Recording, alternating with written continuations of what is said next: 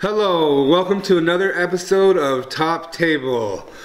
To my left, I've got Mr. Sack Nation himself, Zachary Everest, and the Pokemaster, Kevin Kinney. Well, you know the format. What we do is discuss the topics and questions you would like to hear us discuss. You submitted the questions this week as you do every week. Thank you last week for watching our special on rotation. But we're back to business answering the questions you want to hear. So, let's dip right on into the first one, pull it out, and read it up. Top Deck Nation from YouTube asks, hey Sack or Scoop, do you think the upcoming breakthrough on standard format will enable Stage 2 decks to finally thrive again? Well, for me, being that I've only been playing about a year, I've only seen basics be relevant in the current format. So Stage 1s sometimes, but Stage 2s really weren't a thing, so it's pretty exciting, right? Seeing them come into the format for us being new players, you know, I feel like it's great. It's going to be good seeing them thrive. What's the table veteran think? I've been playing 3 years and it's always been big basics. Right before I started playing, there were Stage 2 decks, but once this EX heavy format started, it's been basics forever. Pokemon's really trying to go towards these Stage 2s because of the way GXs work. They're not basics. If they do evolve, they have to evolve. Where EXs, it didn't matter if it was a Stage 2, it was a basic if it was an EX. It was like Superman. You're like, we don't care if it's a 1 evolve or Stage 2 evolve. No. It's a basic now. Put it on the floor. It does a bazillion damage and you can't one-shot it. Yep. But now you gotta evolve, which I think is a lot more healthier for the format. It slows it down. It's gonna be fun. It makes everything viable. Like you used to open packs, see a Stage 2, go, that's a great ability. Too bad it's a Stage 2. But now it's like, oh, we can use this. Yeah, I'm excited. I mean, it's been a while since Rare Candy's won a Worlds, but it literally could happen this year. There could be a Rare Candy deck winning 100%. Worlds. 100%. I mean, you still have speed decks right now. We still have some EX decks mixed up in the mix, but I mean, eventually here, you know, they'll get outpowered. Yeah, eventually they're going to be outpowered because the format is slowing down. We will be losing Versus Seeker, which is going to slow these big EX fast decks down. And I don't know if these Volcanion style decks are going to hold up without cards like Versus Seekers, which allows you to cycle through your deck very fast. I think they'll still be able to keep up. I just don't think they'll be as top tier as they've been seen. When you have a Stage 2, Pokemon's okay with putting some crazy stuff on it. Like, the abilities on these Stage 2s are always wild. They don't put crazy abilities on basics, and they're not going to be able to keep up with the type of abilities that they put on these Stage 2s. Yeah, they're definitely shifting from the EX heavy over to what we have in the Evolution GX. So, of course, they're going to start making some basic GXs as we've seen with Drampa, and then now the upcoming Marshadow with a really good ability. If they keep doing it like that, basics are always better. Yeah, 100%. So if they do print good basic GXs, we'll be right back to the old format, because being able to just get your basic down and do that crazy amount of damage early is just stupid. So far with the new sets we've seen in Japan, though, like what's been released, we have a lot of variety. You know, nothing too overpowering Stage 1, but really good basics, but really good Stage 1s and really good Stage 2s. So it'll be good to see how the format develops. Yeah. All right, so I think the consensus is it's gonna be good. It's gonna be good. Yeah, right. We got Stage 2s.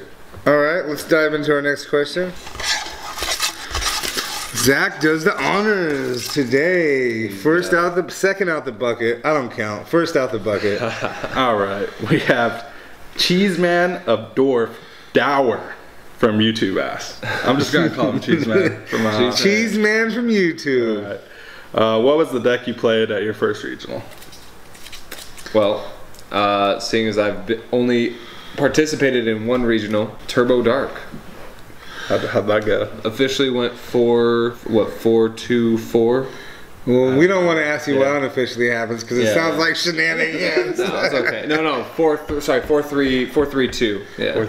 Yeah, 4-3-2. That's not bad. I hope I can do that. I haven't played in a regionals yet, so my first regional will actually be the Anaheim Open. We're registered, all three of us. Yeah, Fist bump. Boom, cross it over. We're all three registered. Back to the decks that I played for regionals is absolutely zero. I haven't played one yet. What are you thinking? I mean, there's a few choices, obviously, like Golisopod is a single energy attacker. It's going to be good against things like Garbodor, where it relies on energy that you've attached and it's attached to attack. I mean, things like Greninja now, you know, it could be really good. It's a single energy attacker that returns its energy back to your hand. So I think things that either if you're not playing Gardevoir, you have to play some type of single energy attacker, and you're just punishing Gardevoir for over attaching energy, because there's not tons of energy in that Gardevoir deck. I think it's what, five regulars, 5 fairies, or 8 fairies? I think it's 7. Yeah, so 7 fairies and 4 DCEs. Yeah, so on the build. Yeah, if they over attach too much fairy energy, they're not gonna, you know, most of them aren't having a way to recycle energy back into there, or if they do, they have to hit it at the right time. There's a lot going on in that deck. It's probably the best deck right now of the format going into Worlds. We don't really know what's going to happen, but I think that there's not a lot of room in that deck to put techs like energy recycling cards and things like that. So we're just play testing over here in the Sacker Scoop headquarters. I'm kind of letting these guys do all the footwork, and I'm just gonna go on and play. I just been testing Gardevoir. I've been testing Gardevoir. Everyone's been testing everything else, and you know, I'll make my decision here soon. I'll stick with that deck and I'll play it out until the Anaheim Open. What about you, Mr. 12? My first regional was 3 years ago. It was in Arizona. We were in a different format where it only cut to top 8. The whole day you played, and then it cut to top 8? Cut to top 8. There's no how big was that bubble? Oh god, it had to be disgusting. I played Verzea and Genesect with Mega Manectric and 1 Dragonite. We played the 1 Dragonite that had Bustin. In that format, Mega Manectric, Black Kyurem, who was a dragon Pokemon, was really big. So me and my friend Zach, we sat down and we tried to. We both only played Verzea and Genesect. That's the only deck we ever played. We're like, all right, how are we gonna beat this? We're like, we play the 1 Dragonite, and then so we thought, all right, if we're gonna play the 1 Dragonite, we got to play the Mega Manectric, because that gets us the electric and the grass energy. I get all the way to my winning in, like. Literally, in the top 4 tables on my first regional. All I have to do is win, and I make top 8. And sitting across from me is Kenny Britton's sister, Christy Britton. I had no clue who she was. She's a really good player, though. Yeah, she's great. And I'm thinking, all right, let's see what happens. I'm like, she puts down Seismitoad. I'm like, cannot lose this matchup. It's impossible for me to lose this matchup. I'm playing Verzea and Genesect. Never practiced it. Never. I was like, there's no point of play testing this matchup because I can't lose it. Like, impossible. End up getting 2-head. Like, so bad. Like, moral of the story: practice every matchup. Yeah, it was just bad. Matchup. Like, I don't even like. It haunts me to this day. Like, her voice, she gets up and she goes, "Well, you got me into Worlds, thanks." I was like, "Oh, you're welcome." Well, I mean, she did crush you, but you had to be happy for her at that moment. You know, it's a struggle. It cuts to top 8, and then like it's cutthroat. So as much as that was crushing, I'm sure she wasn't trying to like. I know. She was just like overwhelmed with excitement that she made it. When she sat down, she was like, "Oh, I lose," because like she should have lost. Like, I'm playing Verzea and Genesect. There's no way I should lose. And then she won, so she was super excited. You found a way to lose. Yeah, that's usually how it works. Yeah, that's usually how it works. So, sure, you said you were top. Would you place 12th? No, in that tournament, I think it was. He like bubbled 16th, to 42nd. Yeah, something crazy. Bubbled up. Once you lose, you drop a lot. Well, aren't we all glad the format changed? But let's put that in the Poke Round file and see what Mr. Kevin Kinney will pull out of the Magic Brew. All right. We got this one right here. Let's see. We got, was that Elrex Power from YouTube? He asks, will Garbodor still be a contender for Worlds, or will all decks viable have a good deck or have a good chance against it? I mean, Garbodor is always going to be a contender, like, right? One set is not going to, like, we're just adding one set, and there's not that, like, don't get me wrong, there's some good cards in the set, but before the set, Garbodor's dominated the Necrozma Garbodor has a chance, I think, in this. I think in this It's all world. good. It's I doing think really good right now across the ocean. Garbodor's always good. Any variation with Garbodor is You got to play items. is going to be good. Exactly. You got to play items. Like you said, it's proven that you have to play items, and just with the past international championship, Garbodor Drampa won. Yeah. So that just happened. The players that play Garbodor are probably going to play Garbodor. Are those players going to switch over and play Garbodor though? You mean Garbodor? Depends on how much they like the new set. It comes down to, they're going to play test a lot, but that deck's good. It's always going to be good. I think it does boil down to what do the best players play. Yeah. If the best players are playing Garbodor, then yeah, it's got a crazy good shot to be in the top 8. If all the best players are playing other decks, then its chances to get in the top 8 are drastically lower. I think there'll be those players, the really good players, that have been playing that deck since it came out and have been very successful in it. Sam Chin, he did really well at Seattle, and then I think he did really well at internationals. Seattle, he played. We'll see Tord probably playing the same thing. No, Sam Chen didn't. Pretty sure he played wrestling. No, and then so I expect him. He's probably going to play Garbodor again. You just have that. These people get real comfortable with that deck. The deck's always going to be good. It literally was good to set and go. One set isn't going to destroy a deck that's been dominating. Right. Yeah. It'll. I mean, it'll see some play, but there's a lot of counters. Yeah, I think the field opens up, but even still, I'd say it has a really good showing in day 2 at Worlds. Yeah, it definitely has a good showing, but definitely we got some stuff to go counter it, and people are figuring out how to play it now. Against it. People are figuring out how to play against it. All right, let's file that one in the round file. All right, I'm gonna take the next one again. All right, you gonna cut me in line? Hey, how things work around here. I go first, Mr. 12. Mr. 12. Mike David from Facebook asked, "What do you think about the recent expanded ban list?" Or 2 cards, I guess. Yeah, 2 cards. I mean, well, actually, 2 cards got banded, and then Shift Tree got unbanded. So, is that not yet? It will be. It will September 1st, right? Yeah, September 1st. It will be unbanned. It will be unbanned. Okay. So. I called the Archeops 100%. We called Forest. 100%. Yeah. Okay. I mean, you and everyone else in the world. I think a lot of people thought Archeops was gonna. We didn't say Archeops was a no. Well, we agreed with you. You didn't. We agreed with you. We said it was a good. Roll it back. Band. We said it was a good band. Roll it back. Roll it back. We agree with you. Yeah, I don't think so. I don't think people are agreeing with me. But I think it opens up the expanded format. Yeah, deck building is going to be much more creative now. Yeah, you can play these things that evolve. Archeops is, I mean, let's be real. Eventual Maxis with Archeops made people shy away from stage 1s. Stage 2s were never gonna get played. It was never gonna happen. Yeah. So with Archeops out of the format, these decks have a chance. And Forest should get banned. Turn 1 item lock is dumb. Don't get me you can still do it in some other ways though, right? Yeah, I mean there's Trevenant. So Trevenant Wally is still a thing and should be looked at. I don't know. But it's only it has to be the active. I mean, you're playing Trevenant. It's gonna be your active. Right, exactly. But there's ways to get around it. You know, whereas with Vileplume, it's but Vileplume releases both players. Lock. Yeah. Trevenant, it's literally just your opponent, and you're playing your items. That deck might just be the best deck in the format. I think it gains a lot of strength. Definitely. Yeah. It's just a little more healthy. Item lock's always good, and that one's instant item lock turn 1, and you can use your items. It's super dumb.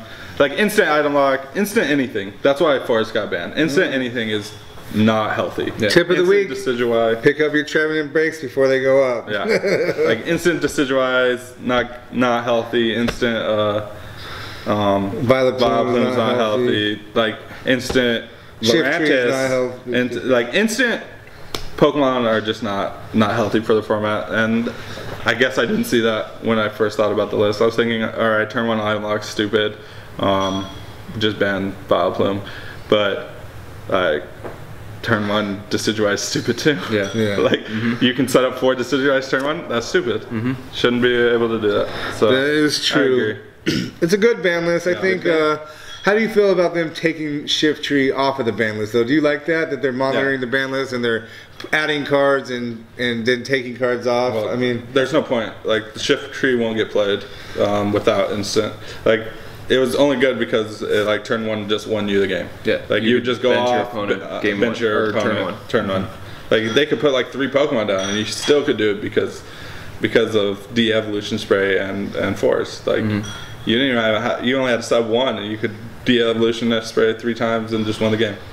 And that could never happen. So they had to ban it. Getting rid of force, they can't do that. So just bust put it back. Yeah, like their card's not good anymore.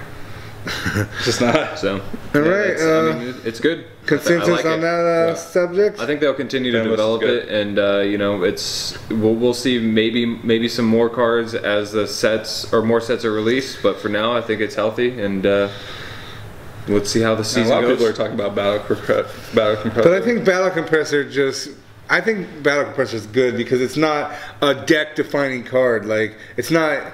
It can be used in like for many different decks, and there's.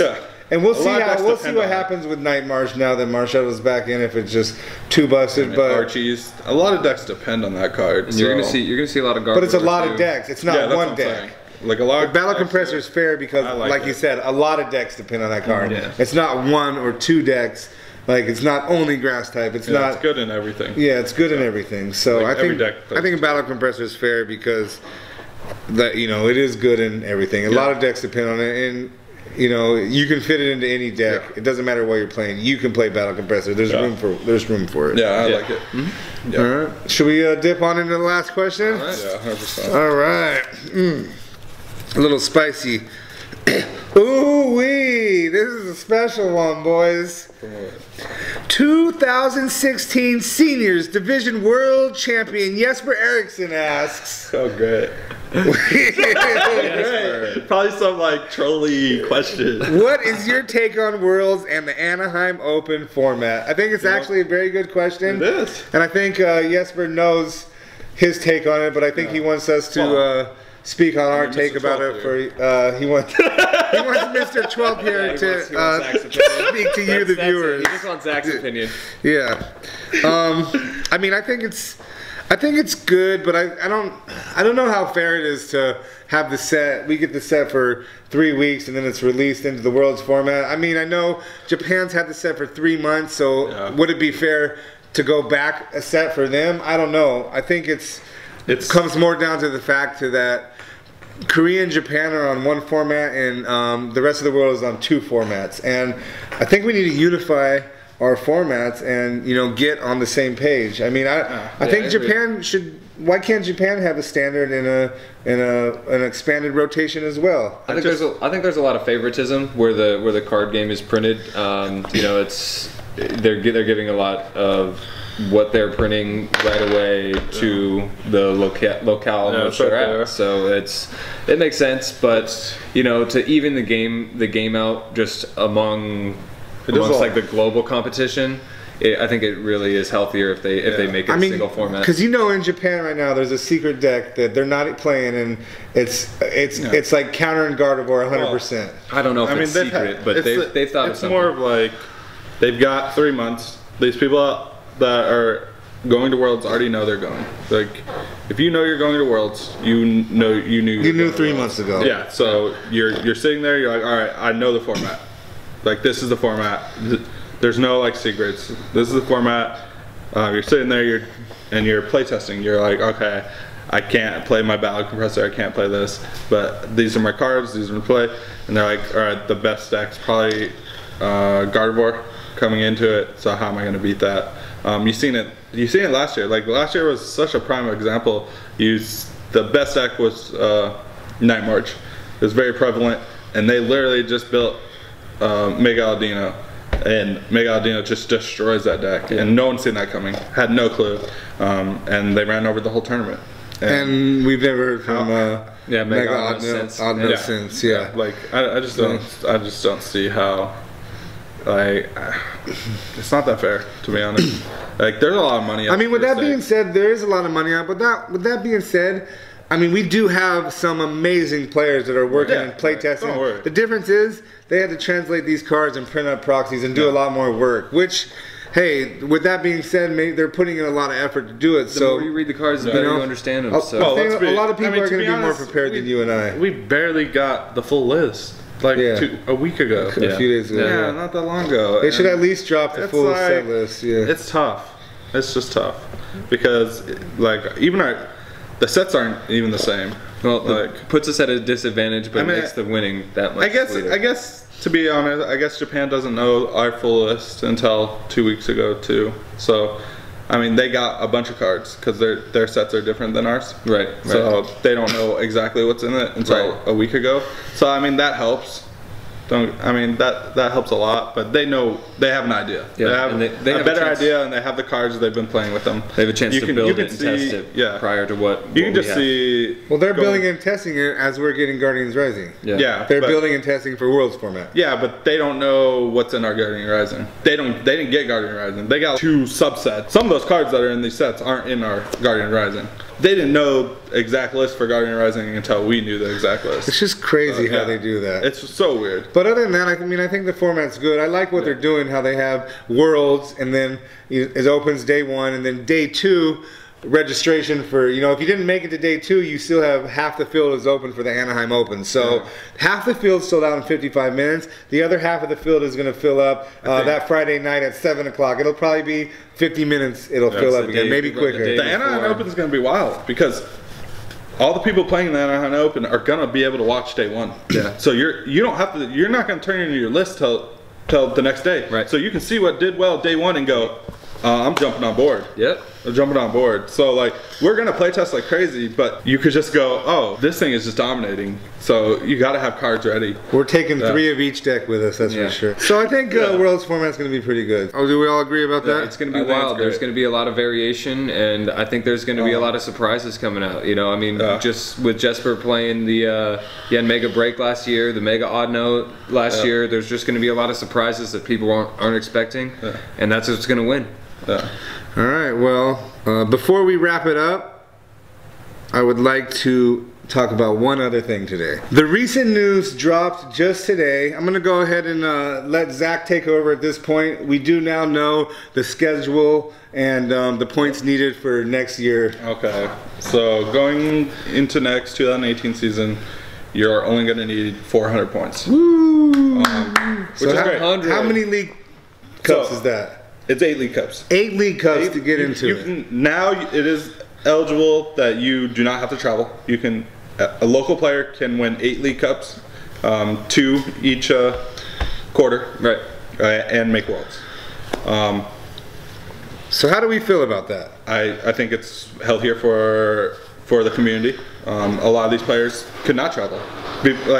I've quoted on the show. I've quoted, if you're not traveling, you're not making worlds. Right. That's not a thing anymore. I feel the same way. Yeah, you're gonna see a lot of unknown players. Coming in Worlds format, or next Worlds, and you could not even know this guy. Yeah, exactly. He's never played a regional. Exactly. Never played anything. Because you can't travel. So some of the better players are already on social media saying, oh, Worlds is a joke now, anyone can get in. But what I have to say to them is, you guys are already in. Regardless, you guys are the elite players in Pokemon. Yeah, you're gonna make it, whether it's 600 points. A lot of you have 1,000 points plus. You know what I mean? So what this does, a business perspective of Pokemon, is it opens up Worlds to a lot of other players. And I think the reason this is gonna be healthy for the game, because now our league cups are gonna be full of people all year long. Yeah. You're not gonna get huge turnouts, 40, 50 people in the beginning of the season, and then you show up to a League Cup for the last quarter of the season and you're struggling to get 12 people there, 8 people there, So, yes, maybe it is going to be easier to get into Worlds, but guess what? To you top elite players in the world, you guys are the elite players. You're gonna get there anyways. All this does is helps Pokemon grow. It helps your regular average Joe go into be able to have a chance to get to Worlds. Most of us probably still won't even make it, but you know what? We have the opportunity to continue to fill up these League Cups and make the competition that much better. I see their standpoint because in my head I want Worlds to be an elite group of people. I want it to be prestige that you made Worlds. With the opportunity, like there's so much opportunities to make it out. It's not prestige. It is prestige if you make it to day 2. You still get the day 2 invites. That's prestige. Yeah, you get the top 16, but only top 16 players in the world get that. And so now that's what you're playing for. Yeah, I mean, the prestige players before, but like in my mind. But Pokemon's giving out so much money. You know, this is only. It's cool. It's only going to help It's only going to help it grow. Like, it's only going to bring on more regionals. I'm not saying it's bad. I'm saying that it's not prestige. Like, you're not. These aren't the greatest players. Aren't all going to like. They're all going to be there, but your average Joe is going to be there too. So it's not as prestige as it used to be. Having 500 points made it really hard. You'd have to literally. You could win 2 regionals and not make Worlds. So do you think it's just do we think some of these better players are just going to stop going to regionals and just win League Cups? That possibly. That's possible. You could save a lot of money. I mean, yeah, just like you said, saving a lot of money. You don't need to travel, but then you're also gonna have those people searching for that day 2 invite. You know, where the top 16 they don't care, or the ones that even like to travel. Like the reasons why you go to regionals all the time is because you like to travel. So I still think we'll see that, and we'll see a lot of competition. Like, could this be a move to where Pokemon is like, okay, maybe we'll just open it up, get some more money. If you're a top 16 player, then we pay for your travel all year. I think they realize that the community is growing a lot more. You're having a lot of new players come in, and they're not able to travel and stuff like that. So it's probably a test, you know, to drop the points and just see how many people can. 2 years ago there was 300 points. You said it was 300 exactly. Then they jumped it up to 500, and then now they're maybe middling out a little bit. The world was huge that year. That was only from a business perspective, I see Pokemon's point of view. It's good. From the player standpoint, I see why you would want it to be more prestige, but at the end of the day, it's a business. If they're not making money, they're not having regionals, and they're not paying out cash prizes. There's gonna be the regionals might be smaller, like your cash prizes might not be as high. Yeah, like you might only top 16 are gonna get cash prizes. If players can just play at their locals, these regionals may be a lot smaller. So I guess we'll see what happens this season, and Pokemon will probably make some adjustments next season. We'll see. It'll be interesting. They're pretty keen on the format and how it develops with the players and everything. Or you'll see people with like 3,000 points. Yeah. All right. Well, I'm not trying to drag it on. I'd like to thank you guys for watching. Make sure you subscribe down below. Hit the bell so that you can be updated every time we post. Like this video and share it with your friends. Thanks for watching, but for now, let's scoop it up.